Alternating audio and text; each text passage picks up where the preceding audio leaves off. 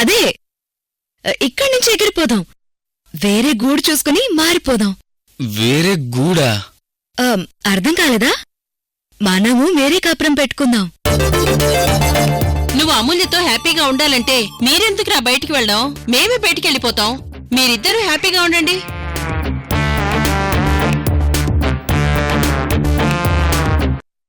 పార్థు గారితో అలా మాట్లాడించింది నేనే అత్తయ్య గారు.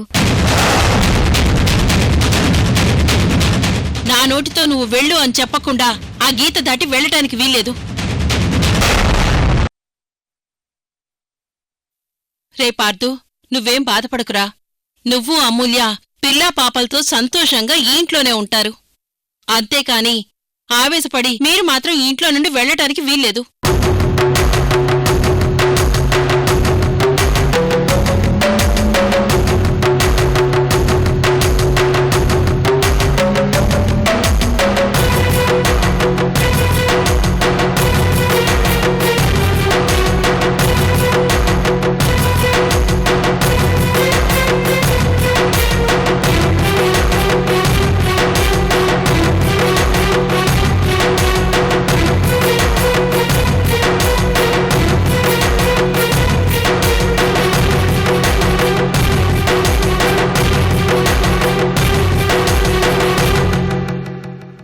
నేనేదో ఉపాయం ఆలోచించి చేస్తే ఇలా జరిగింది.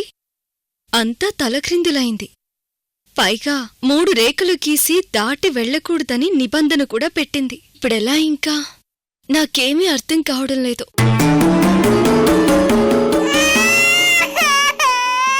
ఎందుకమ్మా అలా ఏడుస్తున్నావు? జోజో లేదమ్మా. లావణ్య, అరే చిట్టి తల్లి,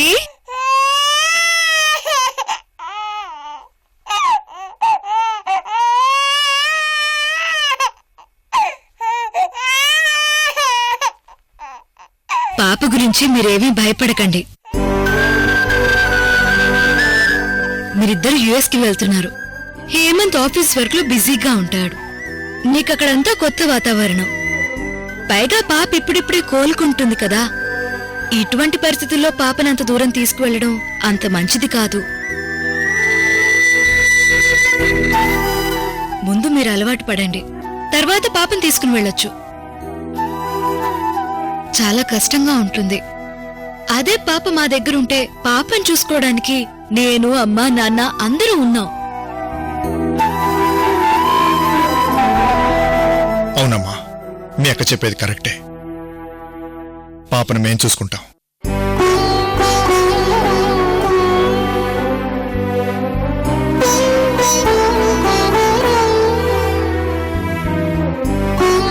అమ్మా, చెల్లెలు మొదటిసారి విదేశాలకు వెళ్తుంది.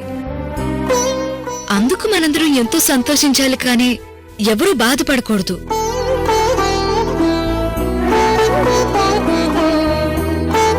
మన నవ్వుతూ వీళ్ళని పంపించాలే కాని ఏంటమ్మా ఇది? సరేనమ్మా అమూల్య, నువ్వు చెప్పినట్టు నవ్వుతూ పంపిస్తాను. అల్లుడు గారు, మీ లగేజ్ అంతా కారులో పెట్టించాను. అక్కడ దగ్గర ఫోన్ చేయండి. అలాగే మావయ్య. అమ్మా అమూల్య, నువ్వు పాప కలిసి వాళ్ళకెదురు రండమ్మా.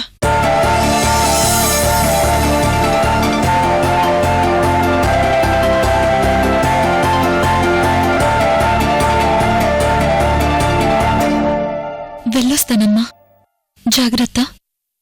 క్షేమంగా వెళ్ళరండమ్మా. వెళ్ళొస్తాం అత్తయ్య గారు. అలాగే బాబు.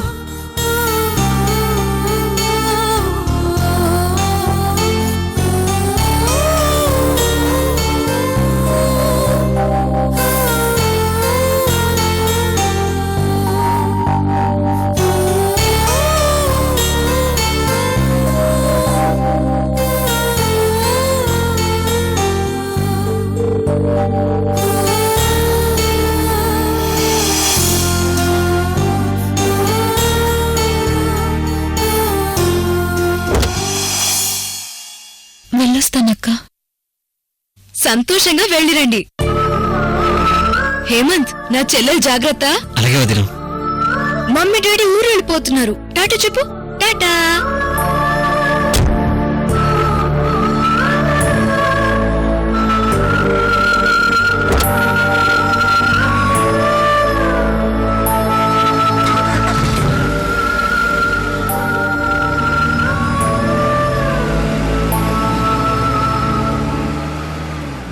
పదండి.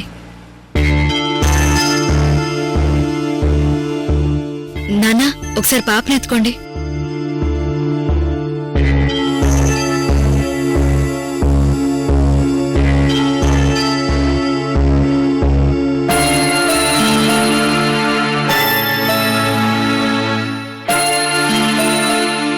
నాన్నా ఇప్పుడు పాపని తీసుకుని మీరు ఎదురు రండి.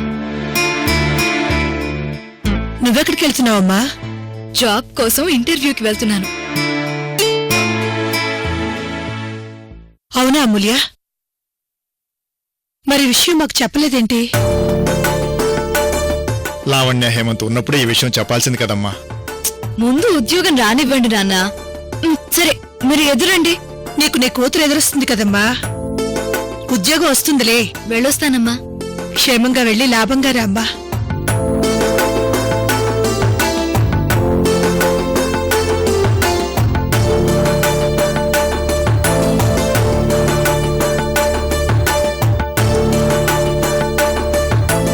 రండి నాన్న.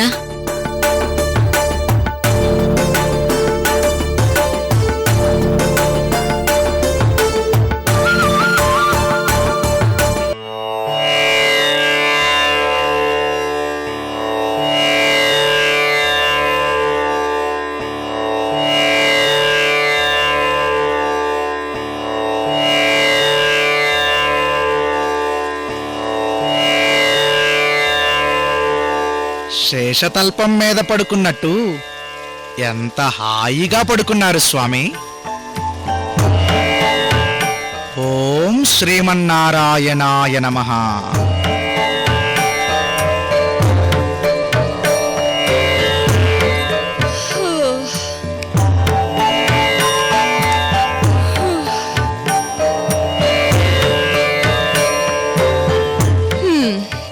ఏమిటయ్యా ఇది? నా మందిరంలో నా రుక్కుతో కలిసి చక్కగా గడపాల్సిన నేను ఇలా ఇక్కడ పడుకోవాల్సి వస్తుంది. ఏమిటయ్యా నా కర్మ? ఇది మీ కర్మ కాదు స్వామి, మా అదృష్టం. అదేంటయ్యా? అవును స్వామి, మిమ్మల్ని ఇలా చూసే అదృష్టం, మీకు సేవలు చేసే భాగ్యం మాకు రాసిపెట్టుంది కాబట్టే మీరిలా రావలసి వచ్చింది. అదంతా సరేనయ్యా, నాకిప్పుడు బాగా ఆకలిగా ఉంది. అదేంటి స్వామి, పక్కనున్న శ్రీకృష్ణ మందిరంలో మీకోసం పాయసం, దద్దోజనం, బూరెలు అన్నీ మీకు నైవేద్యంగా పెట్టారు గదా స్వామి. మీరేంటి ఇంకా ఆకలేస్తుందని అంటున్నారు? అబ్బే, అవేవి నేను తినలేదయ్యా. తినలేదా? ఎందుకు స్వామి? తినబుద్ధి కాలేదు అంతే. మీకిష్టమైందేంటో చెప్పండి స్వామి. నాకిష్టమైనవి చాలానే ఉన్నాయి, కానీ నాకెవ్వరూ పెట్టడం లేదు. పోనీ నేనిచ్చింది తింటారా స్వామి? ఆ తప్పకుండా.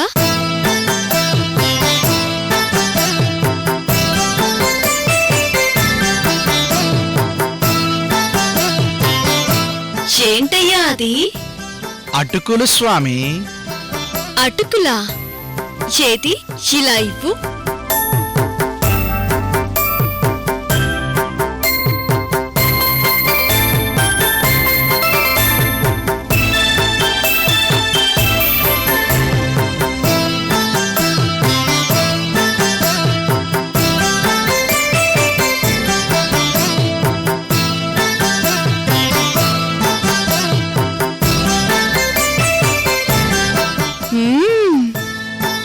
నాకు ఈ అటుకులంటే చాలా ఇష్టమయ్యా.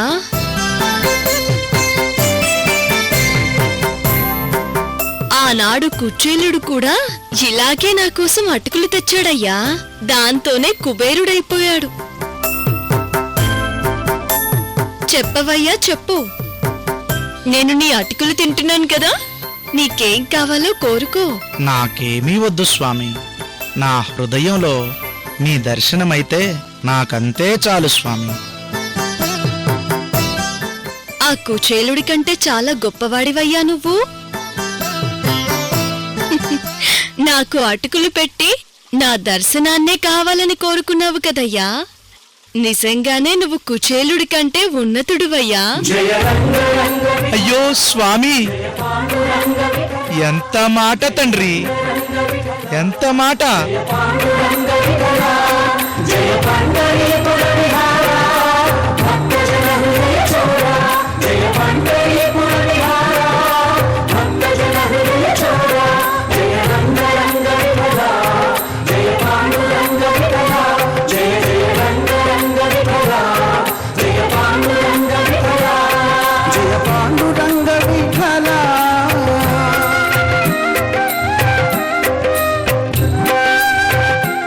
నా జన్మ ధన్యమైంది స్వామి, ధన్యమైంది.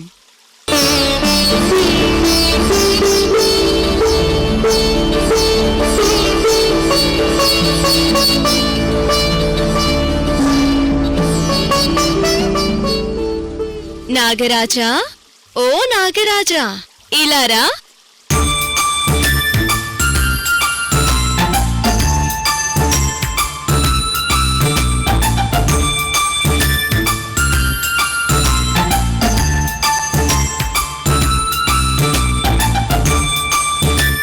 నాకు కాస్త సహాయం చేయండి అయ్యా. అయ్యయ్యో, దేవుడికి నేను సహాయం చేయడమా?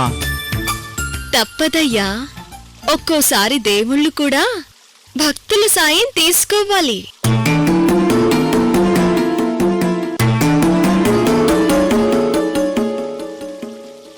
దేవుళ్ళే ఉబ్బలింగాలు, నేనేమో సగం ఉబ్బలింగాన్ని. మా బావ శివుడేమో ఇంకా పెద్ద ఉబ్బలింగం. ఆ మూషికాసురుడు ఇలా కోరగానే అలా పొట్టలోకి వెళ్ళిపోయాడు. ఈ అన్నపూర్ణమ్మే నయం, కనీసం నన్ను ఇంట్లోనే ఉండమంది. ఏదో తెలివైనోణ్ణి కాబట్టి ఇంట్లో ఉండేలా వరం తీసుకున్నాను, లేదంటే ఏమయ్యేది?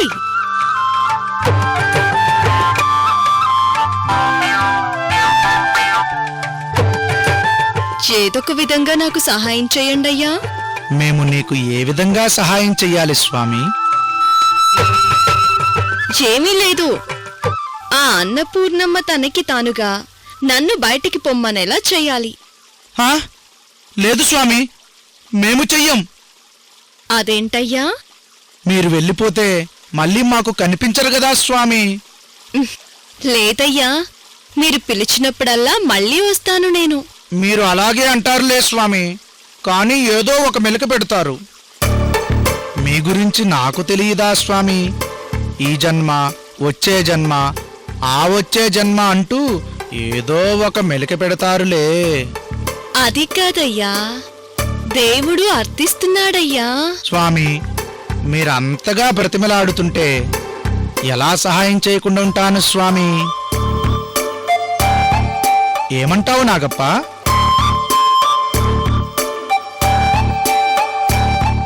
ఆవిడ మిమ్మల్ని ఇంట్లో నుంచి పొమ్మనాలి, అంతే కదా?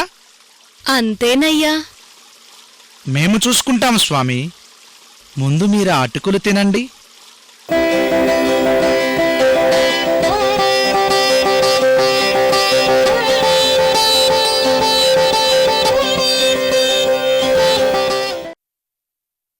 అమ్మా, అమూల్య, అమూల్య,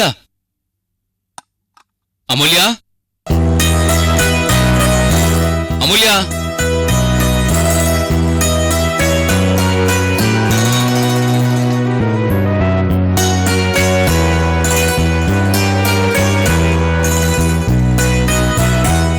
ఏంటో చెప్పరా?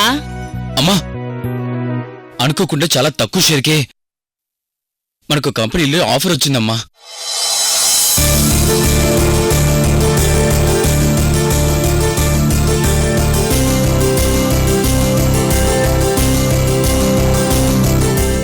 నేనే ఆశ్చర్యపోయానా. అదొక ఇంటర్నేషనల్ కంపెనీ.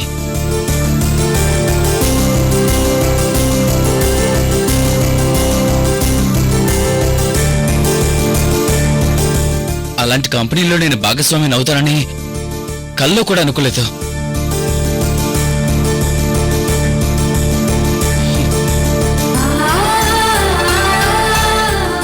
ఎన్నో కంపెనీలు వాళ్ళకి ఆఫర్ ఇచ్చినా వాళ్ళు మాత్రం నన్నే సెలెక్ట్ చేసుకున్నారా. నేను వెంటనే ఒప్పేసుకున్నానమ్మా. కంగ్రాచులేషన్స్ రా పార్దు. థ్యాంక్ యూ అమ్మా. కంగ్రాట్స్ రా తమ్ముడు. కంగ్రాట్స్ పార్దు.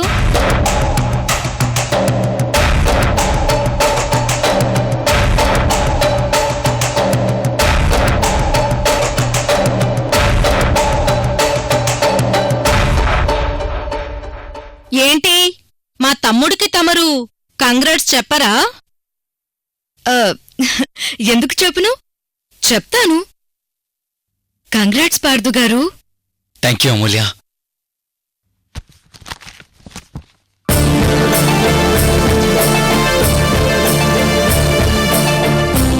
ఇవిగో దానికి సంబంధించిన డాక్యుమెంట్స్. ఇంకోసారి వాళ్ళతో ఫైనల్ అగ్రిమెంట్ ఉంటుంది. దాంతో అంతా ఓకే అయినట్టే. ఈ కంపెనీ షేర్లు నా పేరు మీద ఉంటే బాగుంటుంది. కరెక్ట్ సువర్ణ. అసలు సువర్ణ మొదటి పెళ్ళామన్న మాటే కాని అసలు సువర్ణకి ఏమిచ్చారని చూడండి. ఆలు అలా. మమ్మల్ని ఆలంటావా? అవును, ఆలే కదా మీరు. ఆ అంటే అక్కగారు అని అర్థం, ఆ అంటే ఆడపడుచుగారు అని అర్థం. అందుకే మీరిద్దరికీ ఆలు అని పేరు పెట్టానన్నమాట. ఆలు, ఇంతకు ముందు మనం ఒక ఒప్పందం చేసుకున్నాం, గుర్తుందా?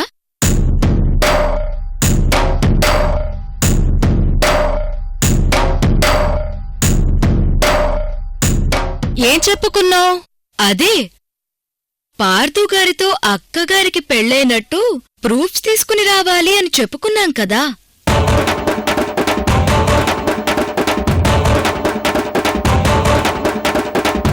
ఆ ప్రూఫ్స్ ఎక్కడా? మై డియర్ అంటే అక్కగారు, అనుష పాప మీకు పుట్టిందని డిఎన్ఏ టెస్ట్ లో ప్రూఫ్ చేశానన్నారు. అవును. అసలు అనుష పాప మీకు ఏ హాస్పిటల్లో పుట్టింది, ఎప్పుడు పుట్టింది, ఆ వివరాలన్నీ ఏవి?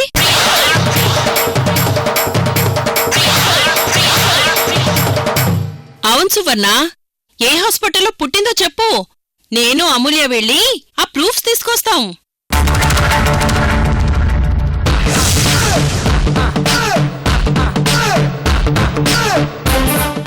అనుష ఎప్పుడు పుట్టిందో, ఎక్కడ పుట్టిందో అవన్నీ ఇప్పుడెందుకు?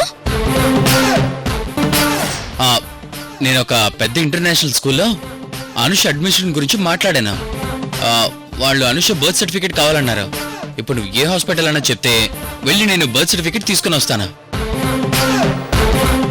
అదేంట్రా పార్దు అలా అంటావు? నీ పెళ్ళాం డెలివరీ టైంలో నువ్వు పక్కన లేవా ఏంటి? అమ్మా, తమ్ముడెందుకుంటాడు? పక్కనే ఉంటుంటాడు. ఏరా పార్దు?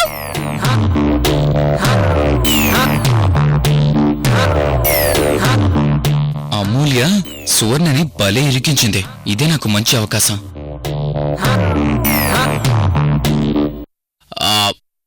అవును సువర్ణ, ఆ రోజు నేను ఏ హాస్పిటల్కి తీసుకెళ్లాను?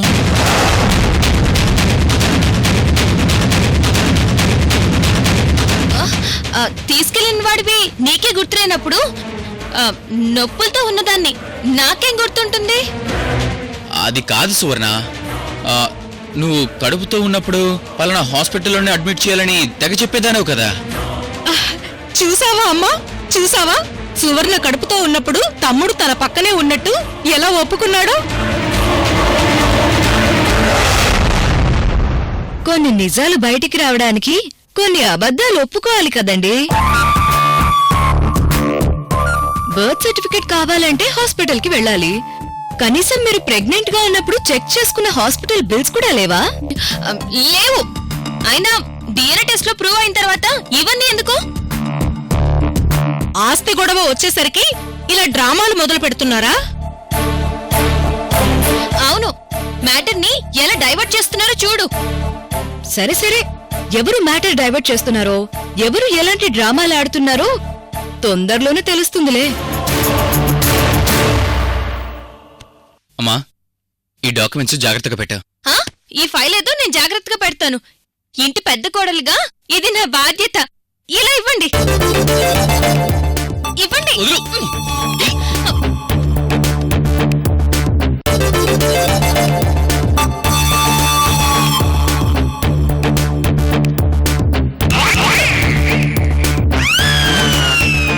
నేను నీకివ్వను. అసలు ఇవి చాలా ఇంపార్టెంట్ డాక్యుమెంట్స్. మా తమ్ముడు అలాగే అంటాడు. బలవంతంగా తీసుకో. ఇవ్వండి. వదులు.